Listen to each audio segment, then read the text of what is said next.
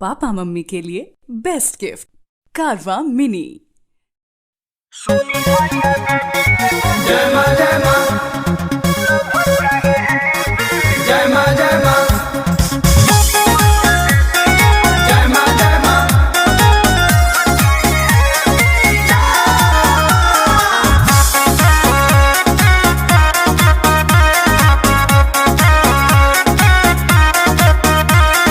सुनी मैया देवी एगो लवर चाही हेबी। सुनी मैया देवी एगो लवर चाही हेबी।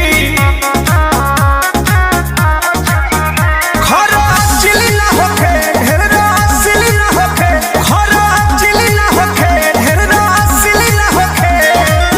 एही खातिर रउआ के चढ़ाइले जलेबी। सुनी मैया देवी एगो लवर चाही हेबी। सुनी मैया देवी एगो लवर चाही हेबी।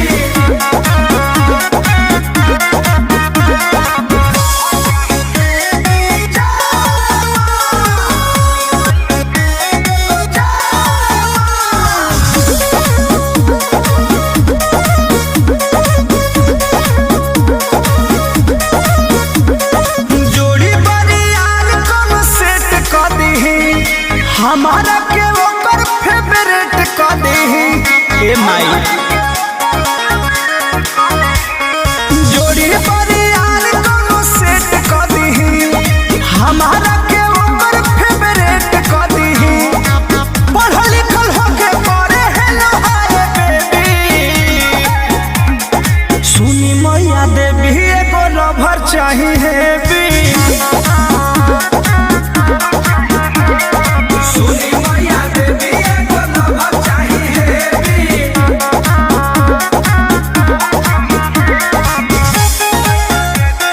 जय मां जय मां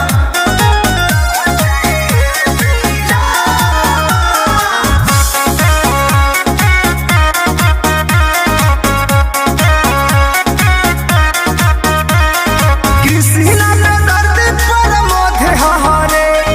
चंदन बियाहुत पूजा करे तहरे।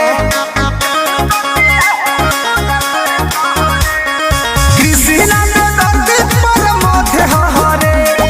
चंदन आया पूजा करे तहरे। पंकज के मिलल एगो बिया फरेबी। सुनी मैया देवी एगो लवर चाही हेबी। सुनी मैया देवी एगो लवर चाही हेबी।